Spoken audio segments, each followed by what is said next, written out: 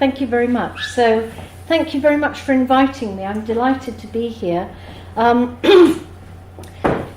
Professor Gombrich said, I'm going to try and talk about the globalization of Jodo Shinshu, or Shin Buddhism. But there's a question mark in the title because I'm not entirely sure whether this word is appropriate or useful to talk about globalization for Jodo Shinshu.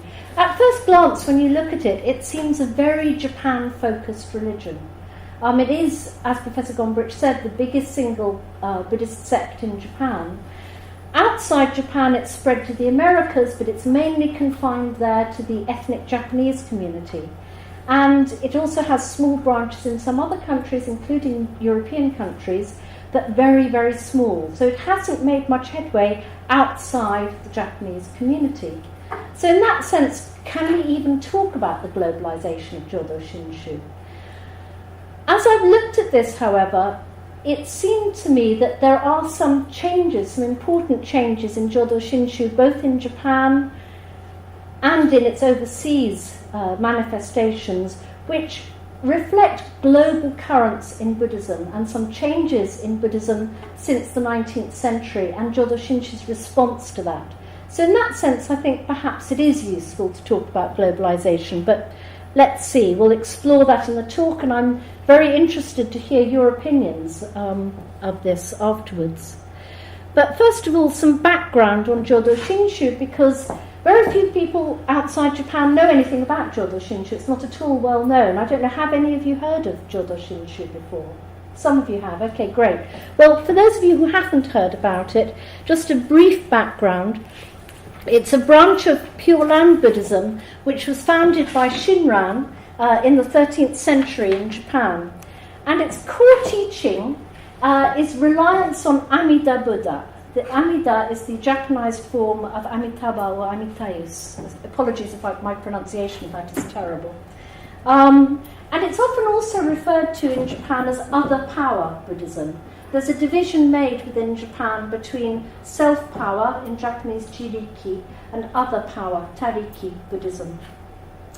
And the basic idea in Pure Land Buddhism is that by entrusting oneself to Amida, one is guaranteed rebirth after death in Amida's Pure Land.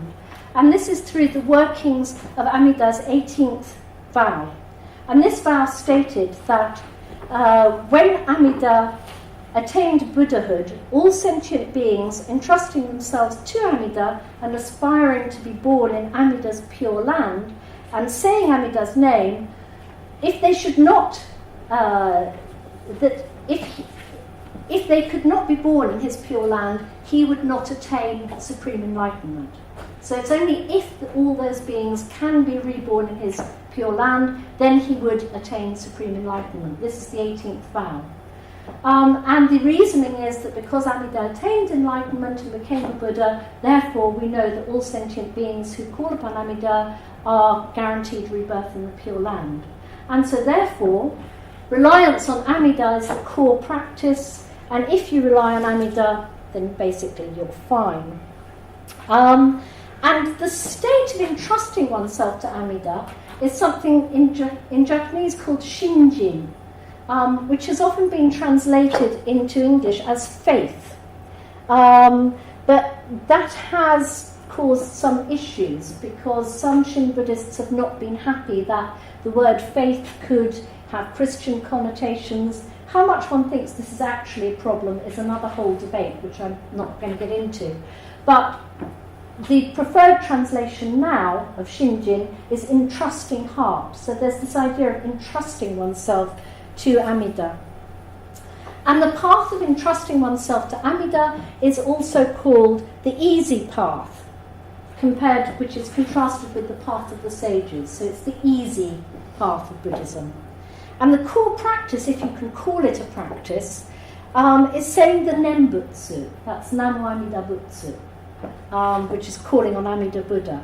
But where Shin Buddhism is different from other Pure Land sects is that in Shin Buddhism, saying the Nembutsu, saying Namo Amida Butsu, is not actually seen as a practice. It's not instrumental.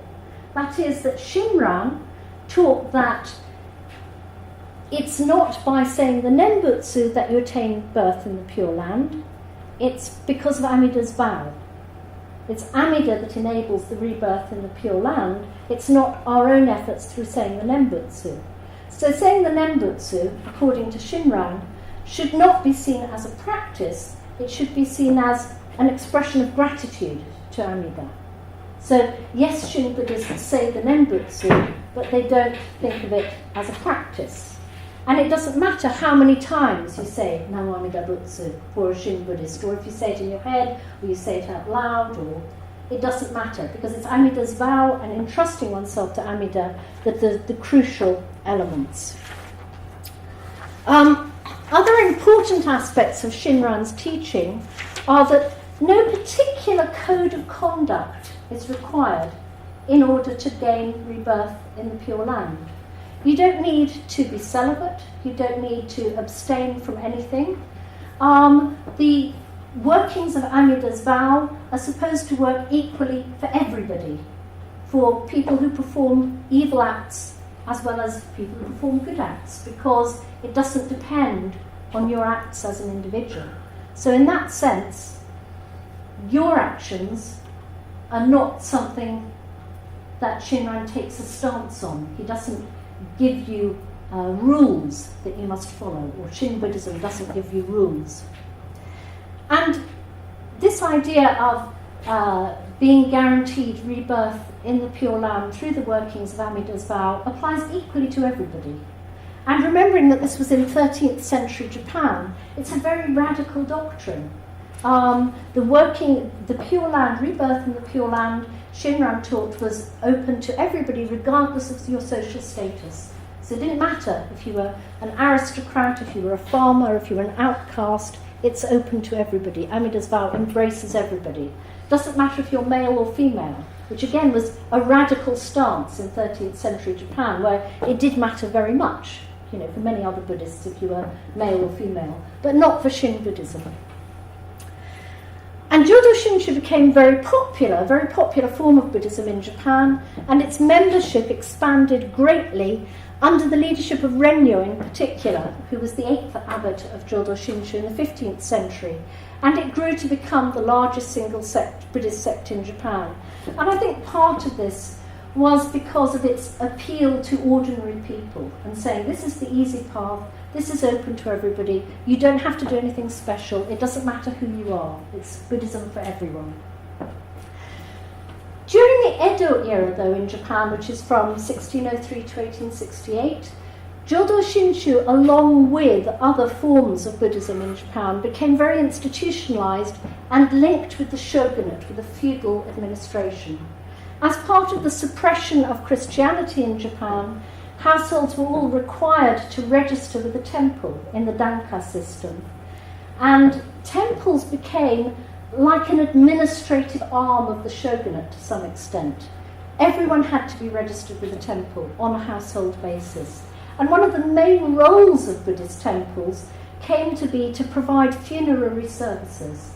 So Buddhism became very closely associated in Japan in the Edo era with funerals, care of the ancestors, death. And there's still a term in Japanese, funeral Buddhism, Soshiki-bukkyo, which is used sort of as a term of almost abuse of Buddhist sects. It's kind of a critical way of referring to Buddhism. But it reflects a lot of people's perceptions that basically that's what Buddhism does in Japan. You approach a Buddhist priest, a Buddhist temple, if someone in your family dies, or if you require care for the ancestors. And Jodo Shinshu hasn't been exempt from this. It's very much been caught up in that. Okay. What happens in the Meiji period? Meiji Restoration in Japan, you may know, happens in 1868.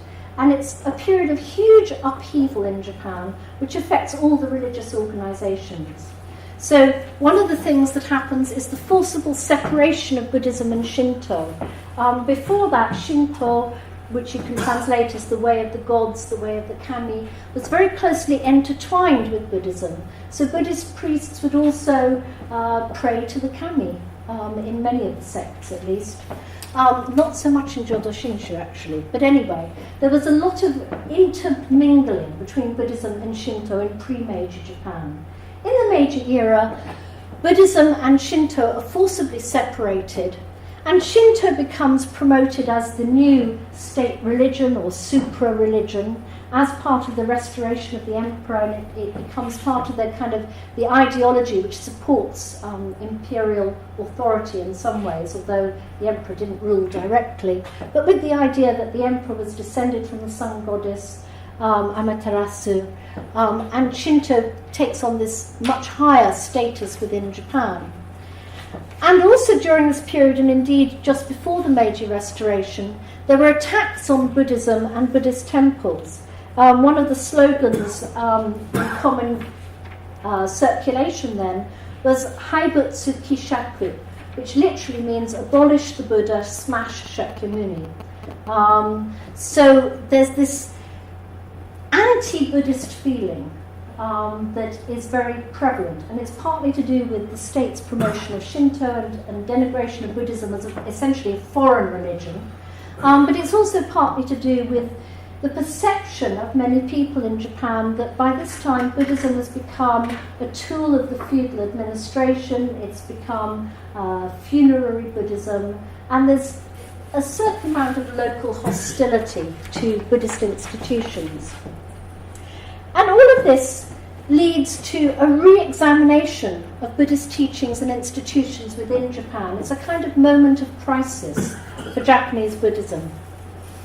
And as part of this re-examination, Japanese Buddhist scholars and priests travel overseas and engage with religious institutions and scholars of Buddhism and other religions outside Japan. So there's this international exchange that begins. And part of this, which many of you may be familiar with, is the Chicago World Parliament of Religions in 1893, when a Japanese delegation seeks to represent Japanese Buddhism. And one of the aspects of this is to counter a perception that Theravada Buddhism is a superior or more authentic form of Buddhism.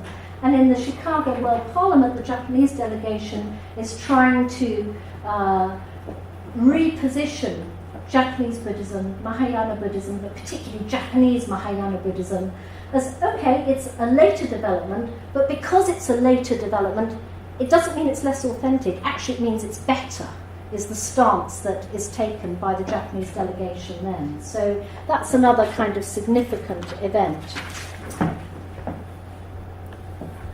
And more broadly, I think, something that's very important in the Meiji period is the impact of an emerging idea of Buddhism as a world religion.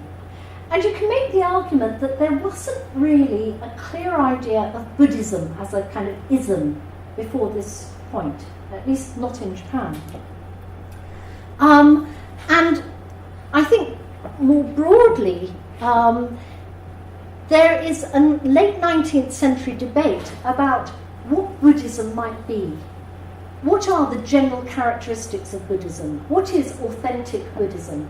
And there are various strands in this. And one strand is a European emphasis on, or a European perspective, which tends to valorize Theravada more than Mahayana, and see Theravada as more authentic. Also very text-based. European perspectives tend to privilege the study of Pali texts, for example. But you also have developments, for example, in Ceylon, which I hesitate to talk about because we have Professor Gombrich is so expert in this area.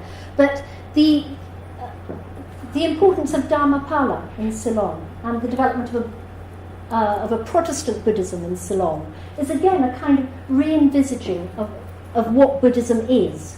And that has an impact in Japan too. Colonel Alcott, another very influential figure, are linked with the Theosophy movement but also with Buddhism, who tries to formulate an idea of a generic Buddhism. So there are various different threads here, but I think some important threads are: what is Buddhism?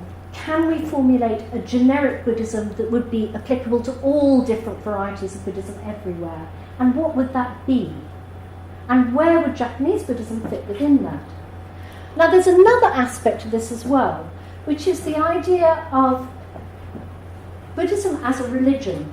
Now, this might sound an odd thing to say, but we need to consider here what is meant by religion and what characteristics do we expect a religion to have. And for Japan, I think this is very important, because the word used in Japanese for religion only came into general use in the Meiji period. The word is shukyo, and it did exist before Meiji, but it wasn't used to refer to religion in the sense that we think of it now. The word shukyo was decided upon as a translation of the English word religion, and the basis of the idea in Japan of what a shukyo was based on Christianity. If you wanted to know what should be the characteristics of a shukyo, of a religion, you had to look at Christianity. That was the model. So I think this is quite important in understanding how Japanese Buddhism sought to reevaluate itself. Without wanting to get too much into Japanese language, there are various words that are used in Japanese instead of shukyo before the Meiji era, like shu, or ha, or kyo, all used separately. But these words were used to refer to divisions that weren't necessarily what we think of as divisions between religions. They could be used to refer to Buddhist sects. They could be used to refer to the difference between Christianity and Buddhism. They could be used to refer to schools within the traditional arts. The same word was also used to refer to divisions within arts, as in what we now think of as religions. So this category of religion is an import then in the Meiji era. The word for Buddhism also changed in Japanese. Pre-Meiji, the words used were either Buppo, which means the Buddha's law, or Butsudo, which means the way of the Buddhas, which is contrasted with the way of the gods, the way of the kami. So again, not an idea of religion, but an idea of two different ways in the Butsudo word. In the Buppo word, you referred back to Buddhist law, to the Dharma, but not necessarily to this idea imported from the West of religion in the sense of an organisation that has a clear boundary, that is clearly different from others, and that has a distinctive body of teachings and a founder who's venerated. And all of these are aspects of Christianity, venerating the founder, exclusive, you can't be a Christian and something else, emphasis on doctrines. They're characteristics of Christianity, but arguably not so much characteristics of Buddhist sects in pre-Meiji Japan. So this in itself affects some transformations in Japan. So how did all of this affect Jodo Shinshu specifically? There's a series of international contacts in the late Meiji period. There are two branches, by the way, of Jodo Shinshu, Honganji-ha and Otani-ha. They have absolutely no difference at all in teaching. The only reason for the distinction between Honganji-ha and Otani-ha was Jodo Shinshu was so big that during the, I think it was Nobunaga, one of the early shoguns, decided that they should be split up because they'd be too powerful as one single group. So the Jodo Shinshu was split into two bits, and nowadays they have their head temple a few hundred meters away from each other in Kyoto. And one of them is called West Honganji, and the other one's called East Honganji in Japanese. But the names used for the two sects are Honganji-ha or Otani-ha, more correctly. Anyway, you had visits to various European countries by representatives of both of the main branches of Jodo Shinshu, and these included some people who became very influential later on, Shimaji Mokurai, Akamatsu Renjo, and in 1876 some other very prominent figures in the history of Japanese Buddhism, Nanjo Bunyu and Kasahara Kenju, go to Oxford University to study Sanskrit and comparative religion with Matsumura, and later they're followed by Takakasu Junjiro. Max Muller seems to have been not very interested in learning from them about Jodo Shinshu.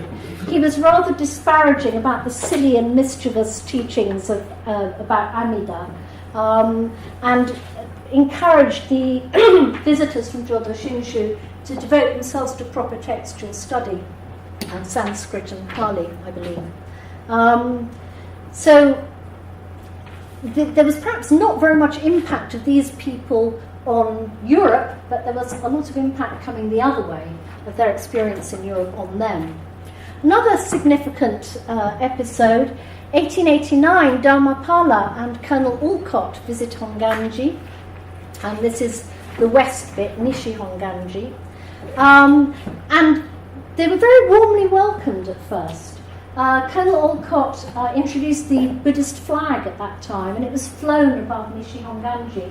And if you look at Nishi Honganji's official history, it includes the visit of Alcott and Dharmapala, the introduction of the Buddhist flag. And it's still flown sometimes on special occasions, this Buddhist flag, which was created by Colonel Alcott as a sort of trans-sectarian symbol of this generic Buddhism. However, Alcott followed this up by wanting Jodo Shinshu and the other sects within Japan to sign up to a declaration, a kind of creed, of a statement of generic Buddhism.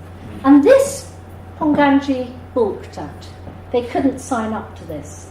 And I think that it's pretty clear why, because many statements of Buddhism, which include references to, for example, to codes of conduct, to abstaining from intoxicating substances, to not killing or injuring living beings, all of those sorts of things are problematic for Jodo Shinshu. And the reason why they're problematic is because of this idea that you need to rely on Amida, that reliance on Amida is the only path, and everything else is self-power. So if the only way is to rely on Amida, you can't sign up to these creeds and codes of conduct. It's not consistent. So Jodo Shinshu had a big issue with that, and there was a falling out between Jodo Shinshu and Colonel Alcott. At least Jodo Shinshu in Japan and Colonel Alcott at that time. Other significant events, you have Jodo Shinshu priests travelling to Thailand, India, Burma, Ceylon, Tibet, China. Ceylon perhaps particularly significant in this context. And also you have Otani Kozui, who later became 22nd Monshu. Monshu means abbot, head abbot, of Honganji House, so that's the bigger of the two, West Honganji. He led 3 expeditions between 1902 and 1914 to Central Asia to examine Buddhist sites and to collect manuscripts. So he was very interested in finding out about other forms of Buddhism and about Buddhist history. So there's a kind of thread going in through this of representatives of Jodo Shinshu being very interested to find out about other forms of Buddhism, to learn. So what's the impact of all of this within Jodo Shinshu? One impact is on Buddhist scholarship. There's a shift in the early Meiji period, because Jodo Shinshu has quite a strong tradition of Buddhist scholarship. There are 2 universities associated with the 2 major Jodo Shinshu sects in Japan. But the scholarship, Buddhist scholarship within Jodo Shinshu, shifted in the early Meiji period away from the pre-Meiji focus, which was on a line-by-line analysis of specific texts associated with Shin Buddhism, such as the Kyogyo Shinsho, which is a collection of writings by Shinran, the founder. So, and also the letters of Rennyo. So pre-Meiji, the main emphasis of Jodo Shinshu scholarship is on looking at the work of Shinran and Rennyo and analysing it line by line. Post-Meiji, this changes towards an interest in the life of Shakyamuni Buddha, Shakyamuni being the Japanese rendering, so Siddhartha, the historical Buddha. So you have a shift towards an interest in the life of the historical Buddha, and also in the origins and development of Buddhism. This includes a study of Theravada Buddhism and a study of Pali texts. Later this changes again to an interest in Chinese Buddhist texts. So as you move into the Taisho periods, into the 1920s and 30s, you have a further shift within Jodo Shinshu towards looking at Chinese texts. And this corresponds more or less to Otani Kozui's expeditions to Central Asia and his explorations of Chinese Buddhism. Both of these shifts, however, moved Jodo Shinshu scholarship away from a specific focus on Shinran and his work and towards a more general Buddhist scholarship. So I think that's the crucial point, that you have a shift away from specific focus on Shinran, Renmyo, and towards much more general study of Buddhism. And I think this marks a repositioning of Shinshu, or an attempt to reposition Shinshu, to put it in a context, to try and place it in a wider context of Buddhism. This is also accompanied by some ritual innovation. And in 1874, there's the introduction of the Gotan-e. This is to commemorate the birth of Shinran, which wasn't commemorated before. You had a commemoration of his death, but not his birth. And the origin of this is the visit of Shimaji Mokurai and Akamatsu Renjo to Europe. They were two of the scholars who were mentioned in the previous slide. When they visited Europe, they also visited Bethlehem. And they were very struck by the fact that Christians celebrated the birth of their founder. So they thought that Shin Buddhists should also celebrate the birth of their founder, and they therefore introduced this ceremony, the Gotan-e, when they returned to Japan. The celebration of the birth of the Buddha, the Hana Matsuri, also becomes more elaborate. And in a recent conversation with somebody with a priest from the central administration of Hongnanjiha, he was explaining to me that although it existed before, in the Meiji Era you had much more elaborate celebration of the Hana Matsuri, so involving flowers, and it becomes a much bigger event. And he said that part of this was because they thought they ought to do something like that for Westerners visiting, that Jodo Shinshu ought to have some sort of big celebration of the birth of the founder of Buddhism, as well as the birth of Shinshu's own founder. Also, you have the adoption of the Buddhist flag by some Shin Buddhist temples following Olcott's visit, and Buddhist weddings were introduced. Before Meiji, weddings weren't really seen as a Buddhist issue. In what sense would Buddhism be interested in weddings? Weddings were a kind of arrangement between two families, and they tended to happen in a family's house. They didn't have a religious element. From a Japanese pre-Meiji perspective, there was no obvious reason why a wedding should be a religious occasion. But it's very much assumed in the context of Christianity that a wedding is a religious occasion. So I think again you have this idea, if we're going to conform to the idea of shukyo, to the idea of religion, there are certain features we ought to have. And the first Buddhist wedding was performed by a Shin priest Shimaji in Tokyo in 1892. It didn't catch on, however. A few years later, I think in 1898, there was the first Shinto wedding in Japan, but that was of a member of the imperial family. And as it was a member of the imperial family, it instantly became very popular because that creates a model that people then want to follow. And nowadays, people tend to think, including Japanese people, tend to think that Shinto weddings are the traditional way to do things in Japan. That you go to Buddhist temples for funerals, but Shinto shrines for weddings. It actually dates from the late 19th century, and the first Shin wedding was after the first Buddhist wedding. But it didn't catch on. I think another reason why it didn't catch on, this idea of Buddhist weddings, is because Buddhism was still very much associated with death. And so that doesn't really make you necessarily feel very positive about having a Buddhist wedding. Another thing that happens in late Meiji is the first compositions of Buddhist songs set to Western music.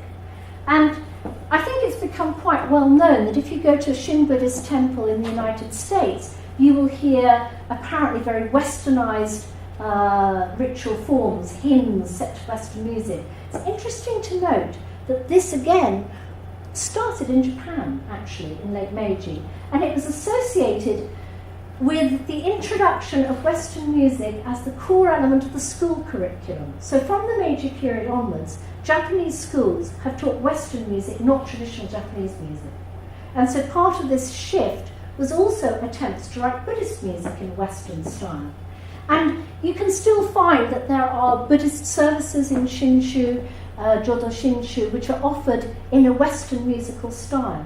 I went to Kyoto for the 750th anniversary of Shinran, the founder, and all of the Europeans who went were invited to a ceremony which was with chanting and Japanese-style music. But I noticed in the general information produced by Gangji that there was a parallel set of celebrations which were in Western style to Western music, but the Europeans didn't go to those. So that I also think is quite interesting. Okay. So from that, against that background, I want to think now a little bit about Jodo Shinshu and how it expanded to the United States and Hawaii. So the first wave of migration of Japanese people to Hawaii was also in the late 19th century, at exactly the same time that all of this ferment, all of these changes were taking place in Japan. And the majority of Japanese who migrated at this time, they migrated as plantation workers, agricultural labourers, and they came overwhelmingly from areas of Western Japan, Yamaguchi, around the Hiroshima area, which had a strong concentration of Jodo Shinshu followers. And so most of them were Jodo Shinshu, at least nominally, given the fact that affiliation with the temple had become more or less an obligatory part of being part of a Japanese family, and it was something that people looked to, particularly when somebody died. How much the first wave of agricultural labourers knew about, say, Shinshu doctrine, or were aware of any of the debates about the positioning of Jodo Shinshu in wider context of Buddhism, that's very debatable. But they did start to experience the need for some sort of Jodo Shinshu priests, or some priests, and preferably Jodo Shinshu, because that was the sect they were affiliated to. One reason for this is that for permanent Japanese migrants, the need arises to care for the dead, to provide funerals, to provide services for the dead. So as the migration became long-term, that was one need. But the early Buddhist temples in the United States also provided a lot of social support, which was very important. The early Japanese migrants, and indeed right the way up to World War II, were very severely discriminated against. They were very exploited as plantation labourers. They had to work very long hours. They were badly treated. They couldn't necessarily go to the same places, the same venues that white people could go to. There were racial bars, so that you couldn't go to particular venues to socialise if you were Japanese. And so the early Shin temples became much more in the United States, much more than providers of funeral services. They also became social centres. One of the early bishops in Hawaii campaigned for the rights of plantation workers against the plantation bosses. And interestingly, in part of his campaign, he said, this is what Shinshu is all about. Shinshu should be supporting ordinary people. That's part of our job. So the temples had, from the beginning, a somewhat different role in the United States to the role that they had in Japan. And here are some significant dates. You can see it goes quite far back. It goes back to before the turn of the century. You have the first Japanese Buddhist temple on the Hawaiian Islands was established in 1889. The first Jodo Shinshu priests in mainland USA, 1898. And a Jodo Shinshu group is then established in San Francisco, and Hongwanji Branch Office, as it was then called, is opened in San Francisco in 1899. 1900, Yenmyo Imamura becomes the second bishop of Honpa Honganji. That's the West Honganji branch of Jodo Shinshu, that mission in Hawaii. And he's a very significant figure, partly because of his social activism, that he was very keen on supporting the plantation workers and securing better rights for them, but also because he wanted to reach out beyond the ethnic Japanese community and involve more Caucasians in Jodo Shinshu in Hawaii. This wasn't just Imamura. Also in San Francisco, the mission in San Francisco ran classes on the life of Shakyamuni Buddha. So they tried to teach non-Japanese people about the historical Buddha, about his Theravada, essentially Theravada Buddhism, not specifically about Shin Buddhism. And Imamura was also very interested in opening up Jodo Shinshu and in trying to incorporate other teachings and to try and make Europeans, or Caucasian Americans if you like, more aware of Buddhism in general. So we have a move here, in some sense, towards more of a generic Buddhism and away from a specific emphasis on Shin. In 1901, Olcott visits Honolulu Honganji, and of course Olcott was very keen on promoting this agenda of a generic Buddhism, of a general Buddhism. And this seems to have been something that Imamura was very sympathetic to. And a former queen of Hawaii in the same year also attends a service commemorating the birth of Shinran. So I think it's interesting to note that these relatively new ritual innovations, like the Hana Matsuri, you can see that was celebrated in 1899, the celebration of the birth of Shinran. These celebrations, which were new innovations in Meiji Japan, are then exported to the United States. And I think they become viewed as a sort of Japanese tradition. Well, Japanese tradition of very recent date. At that time they were, a decade or so old in Japan. In 1905, another significant event, I think, San Francisco branch changes its name to the Buddhist Church of San Francisco. And I think this is interesting in several respects. One is that there is no mention anywhere in there about Jodo Shinshu, about Shin Buddhism, about Honganji, nothing. It's generic Buddhist. And it also uses the word church. And this has become a fairly common pattern in the United States. Certainly pre-war, a majority of Jodo Shinshu temples in the United States were called Buddhist churches. And the organization as a whole, Jodo Shinshu in the United States, changed its name to Buddhist Churches of America in 1944. I think you can see, or you can guess some of the reasons for this. This was a period of intense discrimination against the Japanese.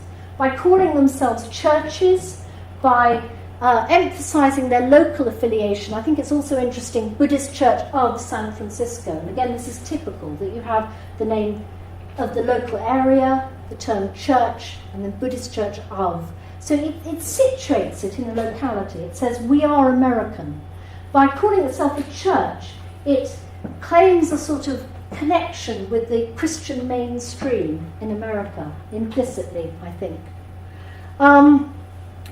But by including Buddhist, it's still saying we are Buddhist, but it's a shift towards a more generic view of Buddhism, at least implicitly. Another thing that happens in 1918, an inauguration of the new Honpa Honganji head temple in Hawaii. In Hawaii, interestingly, they didn't go with this Buddhist churches nomenclature. They kept the Honganji terms. But they did build in to many of their buildings a reference to a broader form of Buddhism, to their links with both India as the historic origin of Buddhism, and also to the place where they found themselves, also to European architecture. And I'm going to show you that in the next slide, a picture of this temple. But just before that, another event that I want to talk briefly about. is in 1924, Imamura, that's the bishop who was appointed in 1900, he ordained 2 non-Japanese priests within Jodo Shinshu, Ernest and Dorothy Hunt. And Ernest and Dorothy Hunt become quite significant later on, partly because they write a service book, which became the standard service book for Jodo Shinshu right up until World War II, but also beyond, because the current service books, I brought a current service book with me if anybody's interested in looking later. The current service books also still include many elements that were originally designed by the Hunts. Now, the Hunts were very clear that what they wanted to do was to expand a general Buddhism, non-sectarian. They were very anti-sectarian divides within Buddhism. But you need to ask, well, what does that mean, non-sectarian Buddhism? For the Hunts, what that meant was not talking about Amida, not talking about the Nembutsu, Namrani Butsu, not talking about Shinran. It's difficult at this point to see what remains of Pure Land Buddhism. In effect, the generic Buddhism seems to be more or less Theravada. It's talking about Shakyamuni, it's talking about the historical Buddha. They introduced the refuges in Pali. So it's moving quite radically away from what was understood as being Jodo Shinshu. And this becomes also an issue later on. But at the time, it's encouraged by Imamura. It's Imamura who ordains them, and he is very sympathetic to this idea of a generic Buddhism. Okay. And this is a picture of the original Honganji temple in Hawaii. It was built by a firm of American architects. So this is an American imagining of what Indian architecture might possibly be. So not necessarily terribly authentic. And also incorporating these, are they supposed to be Greek columns? So a sort of nod to what's seen as Western architecture. So it's an interesting hybrid. But although it's designed by American architects, it was commissioned by Bishop Imamura. And he specifically wanted this building to reflect his vision of, in his words, Buddhism's past in India, its present in Japan and China, though I can't see any Japanese elements there, but supposedly there are meant to be some somewhere, and its future, which he saw as being in the West. So there's also a generic West built into this. It's also perhaps interesting to note that Imamura's enthusiasm for this building was not shared by his parishioners. The Japanese parishioners were in favour of building a traditional Japanese-style building, so Imamura overrode them to produce this building. But this style became quite popular in Hawaii. There are quite a lot of temples in this style in Hawaii. And it also was later, there were also later buildings in this style built on mainland Japan and also in some of Japan's, at that time, colonies. And I've got a picture of, this temple is in Japan, this is Tsukiji Honganji, which is in Tokyo. And again, it's supposedly built in an Indian style, this time a Japanese architect's imagining of an Indian style. This was with the encouragement and support of Otani Kozui. Now that's the abbot who'd led these expeditions to Central Asia. And he formed a friendship during these expeditions with an architect, Ito Chuta. And he commissioned Ito Chuta to design a number of buildings for Jodo Shinshu, including this one, which was actually finished in the 1930s. There are some earlier examples, but this is the major one which now survives. Inside the building is interesting too. It's got a pipe organ which was donated by Germany. And they still have services with organ music in Tsukiji Honganji. So another interesting example of hybridization, and this time encouraged by the Monshu, by the head of Honganji-ha. Okay. Also on the subject of music, you can see in the left-hand corner it says Di Hunt. This is an example of a hymn, which was, or gaka, which was composed I think the music was actually composed by a Japanese composer. Many of the early gathas used in the United States were actually composed in Japan, but the words were written by Dorothy Hunt. And if you look at it, there is absolutely no mention of Amida there anywhere. In some of the later versions of the service book, Amida starts cropping up here and there, but generally the Hunts preferred a much more generic the Buddha, so there's a lot about the Buddha in their songs. So here we've got about the Buddha who Nirvana found, and also some things which are sort of reminiscent of Christian hymns, like Lord and King at the end of it. So it's, again, quite an interesting hybrid of some rather Christian elements and generic Buddhist elements. Now, this service book, as I said earlier, became the base for service books throughout the United States. And this is often seen as an example of Christianization. So if you go into a Buddhist church in the United States now, first of all you see the sign outside and it will say something like Buddhist Church of Santa Barbara. Okay, already this is sounding Christian. You go inside, you may see an organ or a piano, you have a service order, you will have a sermon, you'll have hymns which are set to Western style music, maybe a little bit of chanting. And this feels very Christian, and I think the immediate reaction to it is, okay, obviously, the Buddhists in the United States, the Shin Buddhists in the United States, were adapting to their local setting, they were becoming Christianized. That's not entirely false. They were adapting to a great extent.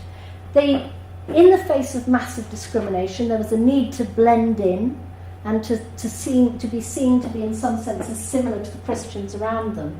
But that's not all there is to it.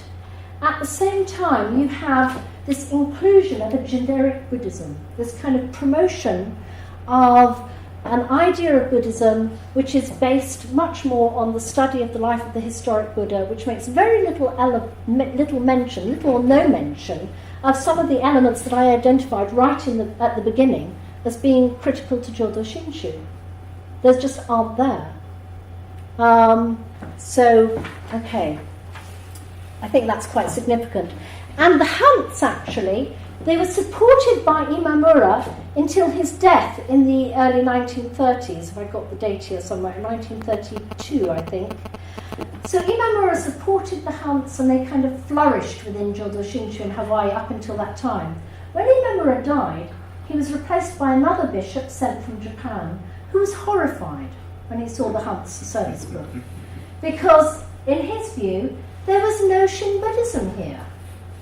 And so there was then a major falling out between the Hunts and the new bishop. The Hunts left Jodo Shinshu, and Ernest Hunt then became reordained as a Soto Zen priest, quite a number of years later. But he left Jodo Shinshu at this time.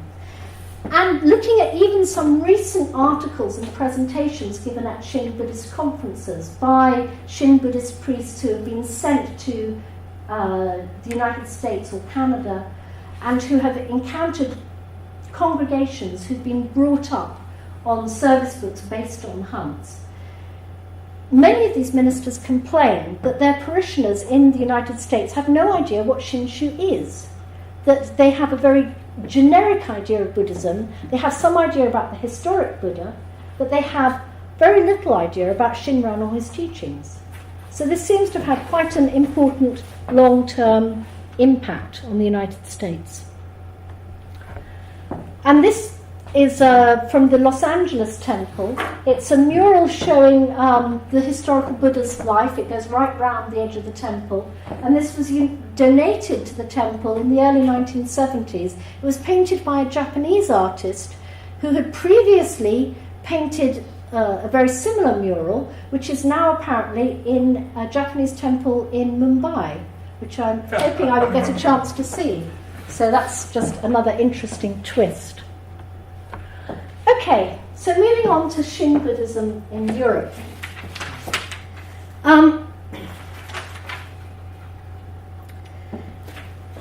I think this picture picture is quite interesting. This is a picture of a man who's revered as the founder of Shin Buddhism in Europe. That is, he established the first Shin Buddhist group in Europe in Berlin in 1956. And you can see the picture is very traditional Japanese style, somewhat like the style of the pictures of Shinran and Renyo that I showed earlier, which are displayed in Shin Buddhist on Shin Buddhist altars.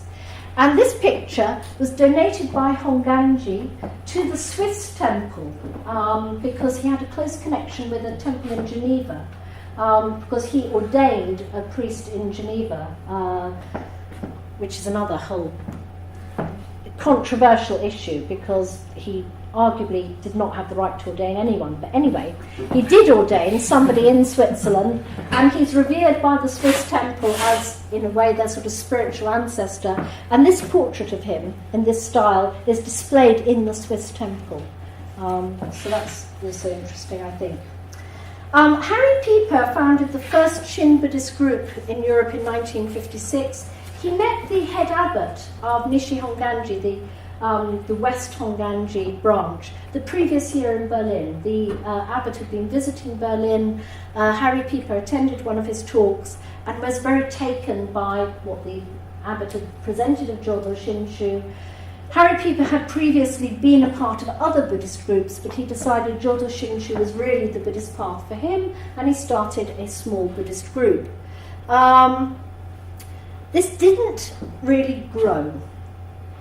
In Europe, the total membership of Jodo Shinshu, where are we now? Over 50 years after Harry Pieper started the first group, is probably somewhere between 150 and 200 maximum. That's spread across all the European countries. It's very, very small. Insofar as Jodo Shinshu spread at all in Europe, it spread initially through a network of interconnected individuals who came across Shin teachings through correspondence and various indirect routes. One of them, Jack Austin, who founded the English group of Jodo Shinshu in the 1970s, was originally ordained in Soto Zen by Ernest Hunt, who'd been thrown out of Jodo Shinshu some decades before. But apparently he told Jack Austin about Shinshu, and Jack Austin was interested, and from there, and also Jack Austin's contact with Inagaki, who was a professor at SOAS in the University of London at that time. From that, an English group started up in the 1970s. So each of these groups has their own particular history, which it would probably take way too long to go into now, so I'm not going to. But they're very small, and they're networks of interconnected individuals. Now, these are the main Shin Buddhist groups in Europe. So we've got a few in Germany, one in Switzerland, which is historically linked to Harry Pieper, one in Belgium. In the UK there are two. Three Wheels is actually, most of these are affiliated to Nishi Honganji, Honpa Honganji. Three Wheels isn't. It's affiliated to more or less to Higashi Honganji. It's a little bit complicated because there's a sort of sub-branch of Higashi Honganji which they are linked with. But most of them are Nishi Honganji, and almost all of them are founded by Europeans. The two exceptions are Echo House in Düsseldorf. That's the picture there. It's a very impressive big temple, which is entirely unrepresentative of the temples in Europe. It's probably the wrong picture to show here, but it's probably also the most visually appealing. Most of the European temples are actually ordinary houses, or even in the case of the Swiss temple, it's a room above something else, I think a shop or something. I remember visiting it and having the keys thrown down to me from the window, so it's up on the first floor. They're very small, and they don't look at all distinctive from the outside. Echo House is different because it was funded by the Numata Foundation, which you may be familiar with. The Numata Foundation channels a certain proportion of its profits into Echo House, and that has enabled the building of this splendid big building. The reason why it was in Düsseldorf is because Numata's company is also located there, and also because there is a big Japanese population in Düsseldorf. Three Wheels is also run by a Japanese, and also Echo House has Japanese priests. Three Wheels also has a Japanese priest who's another very interesting character, Reverend Sato, who, in addition to being ordained in the Jodo Shinshu tradition and being very much a Jodo Shinshu priest, he also reveres as one of his masters D.T. Suzuki. And there is a shrine to D.T. Suzuki in Three Wheels Temple. And Reverend Sato also runs meditation classes, which is highly unorthodox for Jodo Shinshu. But he's a very interesting and rather charismatic figure who definitely goes across various boundaries, institutional boundaries. But at the same time, he's a very keen promoter of Shin teachings. He lectures regularly in the Buddhist Society on Shin texts like the Letters of Rennyo, and so he's keen on the study of definitely mainstream Shin texts. Some characteristics of European Jodo Shinshu: very small, very, very small membership. Very few Japanese members, with the partial exception of Three Wheels and Echo House. In both Echo House and Three Wheels, you do see some Japanese visitors. You see a lot of Japanese visitors to Echo House at certain times of year where there are important Japanese festivals, like the New Year or Obon, the Feast of the Ancestors. But they don't come on a regular basis. I think most Japanese people, to make a sweeping generalization, but I think it may be accurate, are rather baffled by the idea of regular services. There doesn't seem to be any need, from a Japanese perspective, to go to the temple once a week. You might go to the temple on certain specific occasions, but there's no need to go every Sunday. That seems to be more of a Christian idea. But again, it's one that has worked its way in to the practices of various groups. And talking to the former priest of Echo House years ago, he was rather baffled as to why the Europeans wanted regular services, but apparently they did, so they provided them. Well, another reason for the lack of Japanese members is a difficult word, but Japanese people participating in Jodo Shinshu in Europe, is that Japanese people in Europe are mostly here short term, either for work or for study. They don't generally die here. If they did, then they would be taken care of back home in Japan. Right. So there's no need for services for funerals or ancestors here from the point of view of the Japanese. And funerary services are not a significant element of European Jodo Shinshu. Among European members, so mainly we're talking about local Europeans, some specific issues faced by European Jodo Shinshu. Diversity of language. There are big issues concerning communication and fragmentation. If you consider that there are very few people in each of these groups, they're very geographically dispersed and they don't all speak the same language, it becomes quite difficult to gather everybody together or to have any sort of general organisation. Almost all of them are first generation converts. There's no generational depth. And many or most of them have a background of interest in or membership of other forms of Buddhism. So some consequences of this. I'm aware I'm running out of time. Oh, maybe I'll go back.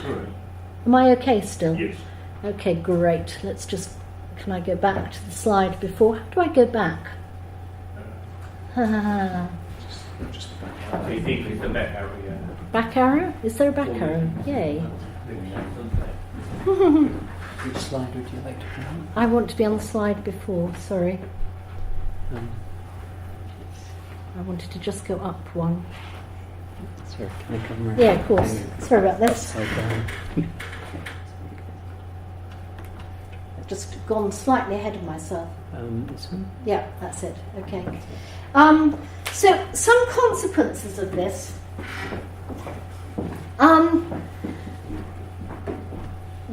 European members have taken a very different approach to members in the United States. That is that they want to differentiate themselves from their surroundings. They're not trying to blend in. Whereas all of the pressure on the converts the Japanese Americans rather, all the pressure on Japanese American members of Jodo Shinshu in pre-war United States was to blend in, to try and be similar to the American environment around them.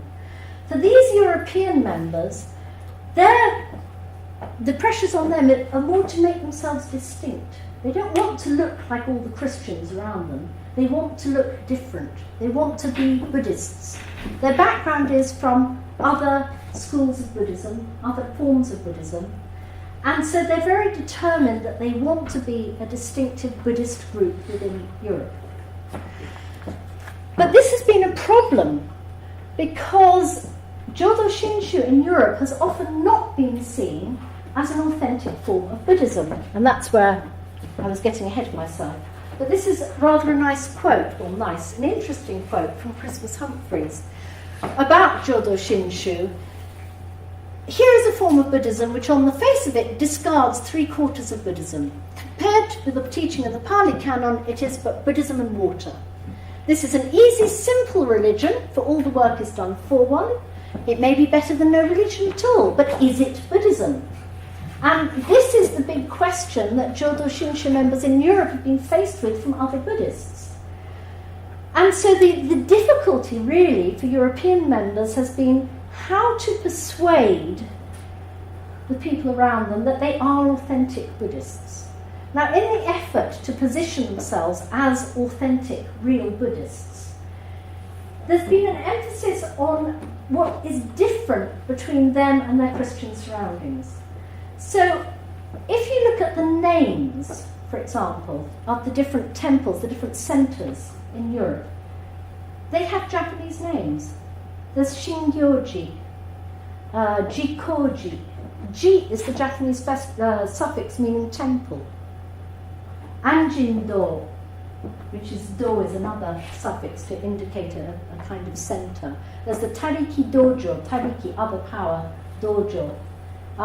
So all of their names, or most of the names, tend to emphasise difference. They tend to emphasise a Japanese connection. The architecture of Echo House is clearly very Japanese. And that again differentiates itself from the surroundings. In the services, the European members have not been at all interested in taking any of the music or the hymns developed in the Buddhist churches of America. They're much more interested in learning how to chant in Sino-Japanese. So the typical pattern of a European service would be some chanting in what, for want of a better word, I would say Sino-Japanese, because it's a kind of rendition in Chinese and a Chinese of Sanskrit. It's very difficult. Japanese people can't understand it. It's not ordinary Japanese. But there's that formal chanting that takes place. There are then the refuges, which are very often in Pali in Europe. And again, I think that's a question of authenticity. It's positioning oneself with the larger body of Buddhists. We say the refuges in Pali too. So there's offering of incense. The structure of the service is much, much closer to the structure in Japan. It's not very much like the structure in the United States. And I think that's part of a European endeavour to position themselves, to claim authenticity. Other aspects of positioning themselves in relation to other Buddhist organisations, they've had some difficulty gaining acceptance from other Buddhists, as you can see from here. And there have also been legal factors, and hopefully I have this on the next slide. Yes. Okay. So they have had issues in gaining acceptance from broader Buddhist groups within Europe, and some of the ways that they've tried to counter that is by an emphasis on the lineage of Shin Buddhist teaching. The 7 patriarchs of Shin Buddhism, saying, well, our first patriarchs are Nagarjuna, Vasubandhu, so therefore you can see we're Buddhist. We have the same ancestry. We have this particular ancestry that demonstrates our Buddhist identity. Form of services, chanting, not hymns, generally in Japanese, Sino-Japanese, refuges in Pali. These things, I've been through them all. Also, a relatively large number of priests relative to members. There are an awful lot of ordained priests in Europe, despite this very small membership, which I find in some ways curious. But it's interesting because I think, again, being able to claim I've received ordination in Japan seems like, in a sense, a claim for authenticity. An emphasis on the study of Shin texts, the writings of Shinran and Remyo. So in all these ways, I think there's a tendency in Europe to go a very different direction from the United States and to emphasise difference and what's distinctive about the European Shin Buddhists, not to blend in. They have had some particular issues, legal issues amongst others, in Europe. One problem is in Germany, where in Germany, in order to be recognised as a religion, you have to meet certain criteria. So you have to have an umbrella organisation, if you're very small, because you have to have a certain number of people. So for Jodo Shinshu, because it's very small, they can only be recognised as a religion by joining the larger German Buddhist Union. Now, joining the larger German Buddhist Union, in order to do that, the German Shin Buddhists had to sign up to the creed of the German Buddhist Union.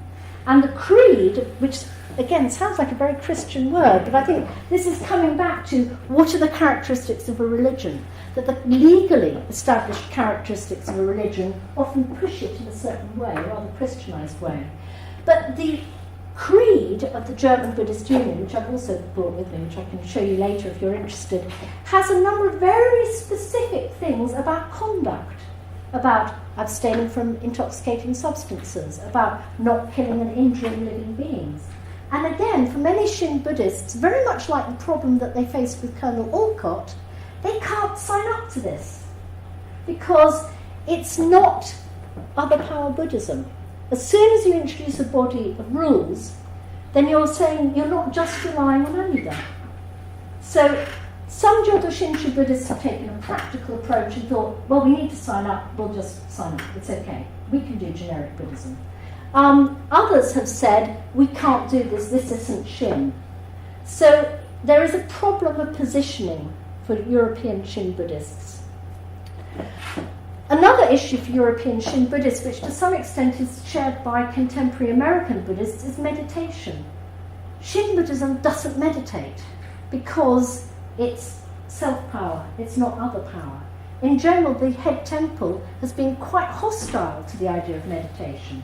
However, the experience of Shin Buddhists in Europe, and to a great extent in America, has been when Europeans come to a Buddhist temple, they expect meditation. This is part of Europeans' view of what Buddhism is supposed to be. Again, it's getting back to this idea of generic Buddhism. Buddhists meditate, why don't you meditate? And so many Shin Buddhist temples in Europe and to some extent in America have also introduced short periods of meditation. So there are adaptations in that way which seem to be trying to position Shin within Europe. Okay, I'm going to wind up. This is just about links with Japan. I think another important way in which European Shin has tried to express its authenticity and claim itself, make the claim that we are real Buddhists, is to emphasize the Japanese connection. And this is a picture of, he's now the head abbot of Gangji, coming to, it's in Ekoji, in Eko House in Düsseldorf. And this is a confirmation ceremony, the Kikyoshiki. And at this time he was the successor, Shinmon-sama. And he would come to Europe every 2 years, and he would do the Kikyoshiki, the confirmation ceremony at that time, which is a ceremony in which people receive Buddhist names and they have a symbolic tonsha. So holding regular services like that, I think, is another part of the way in which Jodo Shinshu in Europe tries to claim its links with Japan and, again, to position itself as an authentic Japanese Buddhism. Okay, so can we bring this together in some sort of a conclusion? I think that in these three locations, Jodo Shinshu seems very different in many ways. In Japan, Jodo Shinshu still, for the vast majority of people, is seen as funerary Buddhism. You only interact with your temple when people die. And some contemporary temples are trying to counter this by introducing different activities, by drawing people in through music events, through all sorts of different things. There are interesting new initiatives happening. But I'd still say, for the majority of people, it's funerary Buddhism. America, we have this apparent Christianization. Buddhist Churches of America is still the name, but with a kind of shift towards generic Buddhism underneath this. And in Europe, I've chosen this slide, which again in some ways is very unrepresentative of Eckhol House. But I've chosen it because I think that it illustrates two things. One is the Europeans' enthusiasm for difference and for wanting to make themselves different from the context that they're in, different from Christianity in particular. And the other is the desire to link in some ways with other European Buddhists around them, through things like the introduction of meditation and through claiming we are Buddhists in this sort of generic sense of Buddhism. And there's a Buddhist flag which you can just about see in that picture, which is flown at Eckhol House, Olcott's flag. So what I want to argue then is, although they seem very different, I think there are some similar issues which run through all three, particularly the positioning of Jodo Shinshu. How is Jodo Shinshu positioned in terms of these two debates, these two great debates originating from the 19th century? What is Buddhism? Is there a generic world Buddhism? How does Jodo Shinshu fit into that? And what is religion? And in what sense, what does Jodo Shinshu have to comply with in order to be recognised as a religion? Which is particularly important, perhaps, in some places outside Japan. And that's it. Sorry I went on so long.